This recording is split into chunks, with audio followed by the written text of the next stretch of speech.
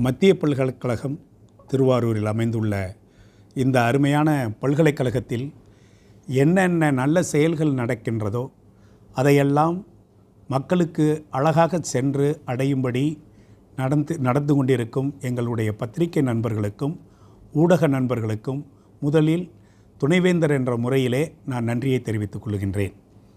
ஒரு பல்கலைக்கழகம் அல்லது கல்விக்கூடம் ஏதோ பட்டம் கொடுப்பதற்கு மட்டும் அல்லாமல் அல்லது பதவி வாங்கி கொடுப்பதற்கு மட்டும் அல்லாமல் இங்கே நடக்கும் அந்த விளைவுகளை எங்களுடைய சமுதாய மக்களுக்கு சேர வேண்டும் என்ற நோக்கத்துடன் நான் எப்பொழுது துணைவேந்தரானனோ அன்றிலிருந்து முயற்சி செய்து கொண்டிருக்கின்றேன். இதனுடைய உச்சக்கட்டமாக இன்று ஏஐ என்று சொல்லப்படும் ஆர்டிஃபிஷியல் இன்டெலிஜென்ட் என்ற ஒரு உபகரணம் இன்று மக்கள் மத்தியிலே பேசப்படுகிறது. இன்னும் பல இடங்களிலே இதனுடைய பயனை அளித்து கொண்டிருக்கிறார்கள். அதன் விளைவாக மிக நாட்களுக்கு முன்பு நான் இந்த ஏஐயை பயன்படுத்தி இந்த பல்கலைக்கழகத்தில் ஏதாவது செய்ய வேண்டும் என்று நான் முயற்சி செய்த பொழுது ஏஐயை பற்றி தெரிந்த என்னுடைய அருமை நண்பர் கிறிஸ் அவர்கள் இந்த விஷயத்தை நான் படித்து தெரிந்து கொண்டதை விட அருமையாக விளக்கினார். அதன் விளைவாக 2 முறையிலே இந்த ஏஐ ஆர்டிஃபிஷியல் இன்டெலிஜென்ட்டை கொண்டு போவதற்கு முயற்சி செய்தேன்.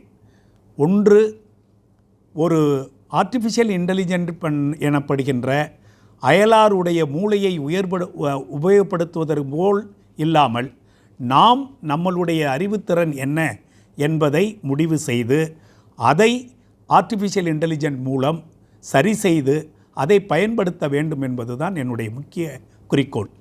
அதன் விளைவாக எங்கள் பல்கலைக்கழகத்திலே 28 அந்த துறைகள் இருக்கின்றன.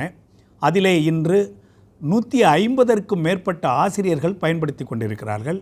அவர்கள் இங்கே தங்களுடைய தொழில்களை செய்து கொண்டிருக்கிறார்கள். அவர்கள் படிப்பை சொல்லிக் கொடுப்பதற்கு மட்டுமல்லாமல் ஆராய்ச்சிகளும் செய்து கொண்டிருக்கிறார்கள்.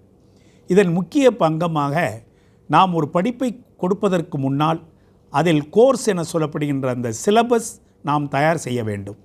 அந்த சிலபஸை யார் தயார் செய்கிறார்கள் என்றால் பல பல்கலைக்கழகத்தில் இருந்த பேராசிரியர்களை கூட்டி வந்து அவர்களை ஒன்றாக அமர வைத்து ஒரு கோர்ஸ் எவ்வாறு இருக்க வேண்டும், உதாரணத்திற்கு சொல்ல வேண்டுமானால் பயோடெக்னாலஜி என்ற துறையிலே நாம் எப்படி ஒரு நல்ல நிலைமையை கொண்டு வர வேண்டும் என்று ஆராய்ந்து படிப்புகளை சொல்லிக் கொடுத்துக்கிட்டு இருக்கிறார்கள். அதைத்தான் இன்றும் பயன்படுத்தி கொண்டிருக்கின்றோம். நாங்கள் மட்டுமல்ல, அனைத்து பல்கலைக்கழகம் கல்லூரிகளில் இதைத்தான் பயன்படுத்துகிறார்கள். ஆனால் இன்று நான் செய்த அந்த கோர்ஸ் ஒர்க் என்று சொல்லுகின்ற அந்த பயன்பாடு எவ்வாறு இருக்கிறது என்பதை நான் எப்படி உறுதி செய்ய வேண்டும் என்பதை முற்கொள்ளும் பொழுது எனக்கு இந்த ஆர்டிஃபிஷியல் இன்டெலிஜென்ட்டுடைய நினைவு என்னை வந்து தாக்கியது. அதன் விளைவாக என்னுடைய பேராசிரியர்கள் உருவெடுத்த அந்த கோர்ஸ் சிலபஸ் என்று சொல்லப்படுகின்ற அந்த சிலபஸை எடுத்து அதை ஆர்டிஃபிஷியல் இன்டெலிஜென்ட்டை பயன்படுத்தி தயாரிக்க செய்கின்றோம். இன்று ஆசிரியர்கள் பயன்படுத்தியதும் அந்த ஏஐயை பயன்படுத்திய அந்த கோர்ஸ் சிலபஸை நாங்கள் கம்பேர் செய்யும் பொழுது சில குறைகள் இருப்பதை நாங்கள் அறிந்தோம். அதை சரிகட்டும் வழியிலே ஏஐ உருவாக்கிய அந்த சிலபஸையும் எங்களுடைய பேராசிரியர்கள் உருவாக்கிய அந்த சிலபஸையும் ஒன்றாக இணைத்து குளோபல் லெவல் உலக அளவிலே ஒரு சிறந்த ஒரு கோர்ஸை கொடுக்க வேண்டும் என்ற முறையிலே அதை சரிப்படுத்தி இருக்கின்றோம். இன்று நாங்கள் கெமிஸ்ட்ரி துறையிலும் சரி, பயோடெக்னாலஜி துறையிலும் அதை பயன்படுத்தி கொண்டிருக்கின்றோம். அது இப்பொழுது எங்களுக்கு செயல்பாடு சரியாகத்தான் செய்து கொண்டிருக்கிறது என்பதை நாங்கள் கண்டறிந்தோம். இதுபோல எங்கள் 28 துறைகளிலுமே இந்த பாடப்பிரிவுகளை அழகாக எடுத்து செய்து அதை மாணவர்களுக்கு கொண்டு வர வேண்டும் என்பதை முயற்சி செய்தால் இந்த துறைகள் அத்துணையுமே உலக அளவில் ஒரு பெரும் துறையாக வரும் என்பதில் ஐயமில்லை. இந்த நோக்கம் மிகச்சிறந்ததாக இருக்கும் என்பதுடைய என்னுடைய ஆவல். இரண்டாவதாக, என்னுடைய ஆராய்ச்சி மாணவர்கள், என்னுடைய ஆராய்ச்சி ஆசிரியர்கள் அவர்கள் செய்யும் அந்த ஆராய்ச்சியினுடைய விளைவுகள் எங்கே வருகிறது என்றால் இதழ்களிலே வருகிறது. அது எங்கோ ஒரு மூலையில் இருக்கிறது. ஆனால் அது எப்படி என் மக்களுக்கு தெரியும்? உதாரணத்திற்கு சொல்ல வேண்டுமானால், இந்த கிருஷ்ணன் பண்ணிய ஆராய்ச்சிகள் எங்கள் குடும்பத்திற்கு செல்ல வேண்டுமானால் அத்துணை பேருமே விஞ்ஞானத்தை தெரிந்தவர்கள் அல்ல. அவர்களுக்கு என்னுடைய மொழியில் அல்லது ஆங்கிலத்தில் மிக தெளிவாக குறுகிய காலத்தில் நான் சொன்னேன் என்றால் அது என்னுடைய ஆராய்ச்சியின் விளைவுகள் அவர்களை சேரும். இது என் குடும்பத்திற்கு மட்டுமல்ல, என்னை சார்ந்த மக்கள், சமுதாய மக்கள் இந்த ஆராய்ச்சிகளை தெரிந்து கொள்ளும் என்ற முறையிலே நாங்கள் இந்த முயற்சியை செய்திருக்கின்றோம்.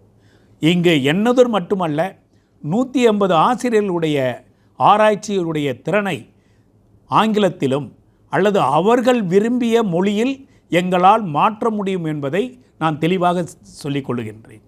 உதாரணத்திற்கு, ஒரு ஆசிரியர் ஆங்கிலத்தை தவிர என்னுடைய மக்கள் மலையாளத்தில் அல்லது கேரளாவில் இருக்கிறார்கள், அந்த மொழியில் வேண்டுமானாலும் நாங்களால் மாற்ற முடியும். ஒரிசாவில் இருக்கும் மக்கள் தங்கள் மொழியில் மாற்ற வேண்டுமானாலும் மாற்ற முடியும். ஆகவே ஒரு ஆராய்ச்சி கட்டுரை ஆங்கிலத்தில் மட்டும் அல்லாமல் தாங்கள் விரும்பும் மொழியில் எங்களாக மாற்ற முடியும் என்பதை நாங்கள் நிரூபித்திருக்கின்றோம்.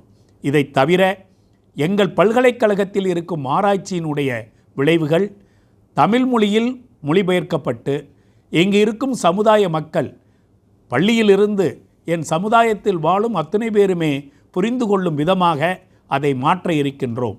அதனுடைய விளைவாகத்தான், ஏதோ ஒரு விளம்பரத்திற்காக அல்ல, ஆர்டிஃபிஷியல் இன்டெலிஜென்ட் என்பது நாம் தொட முடியாத ஒரு இடத்தில் இல்லை. படித்தால், தெரிந்து கொண்டால், அதை எப்படி பயன்படுத்துவது என்பதை அறிந்து கொண்டால் அதை அழகாக பயன்படுத்த முடியும் என்பதை நாங்கள் இங்கே உங்களுக்கு சொல்ல கடமைப்பட்டிருக்கின்றேன்.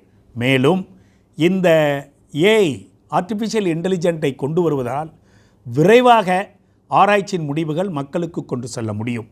இதை இந்தியாவில் முதல் பல்கலைக்கழகமாக நாங்கள் முயற்சி செய்து கொண்டிருக்கின்றோம். இந்த முயற்சியில் ஏதோ இது எங்களுக்கு தனிப்பட்ட ஒரு பெருமைக்காக அல்ல, யாராவது எந்த பல்கலைக்கழக ஆசிரியராக இருந்தாலும் சரி, கல்லூரி ஆசிரியர்களாக இருந்தாலும் சரி, இதை இலவசமாக நாங்கள் செய்து கொடுப்பதற்கு தயாராக இருக்கிறோம். இது மூலம் ஒவ்வொரு ஆராய்ச்சியும் ஒவ்வொரு ஆராய்ச்சியினுடைய விளைவுகளும் மக்களுக்கு எளிதாக செல்ல வேண்டும். உதாரணத்திற்கு சொல்ல வேண்டுமானால், நாளைக்கு மாணவர்கள் எங்களுடைய வெப்சைட்டிலே ஒரு குறிப்பிட்ட ஆசிரியர் என்ன செய்து கொண்டிருக்கிறார் என்று தெரிந்து கொள்ள வேண்டுமானால் அதை அவர்கள் சொல்வார்களே, ஹெட்ஃபோன் மூலம் பாட்டு கேட்பது போல் அவர்கள் கேட்டு சென்றார்கள் என்றால் அவர்களுக்கு அந்த ஆசிரியனுடைய பெருமை தெரியும், அவருடைய ஆராய்ச்சியினுடைய அருமை தெரியும் என்பதை அவரவர் மொழியிலே தெரிந்து கொள்ளும் பொழுது அது சிறப்பாக சென்றடையும் என்பது என்னுடைய கருத்து. இதை அருமையாக நீங்கள் மக்களுக்கு கொண்டு செல்ல வேண்டும். ஏதோ நாங்கள் தான் இதை திறமையானவர்கள் என்று எடுத்துச் செல்லவில்லை. இதனுடைய தெளிவு இருக்கிறது. அதை நாங்கள் முதலாக பயன்படுத்தி கொண்டிருக்கிறோம் என்பதை பெருமையுடன் உங்களிடம் கூறுவதிலே மகிழ்ச்சி அடைகின்றேன்.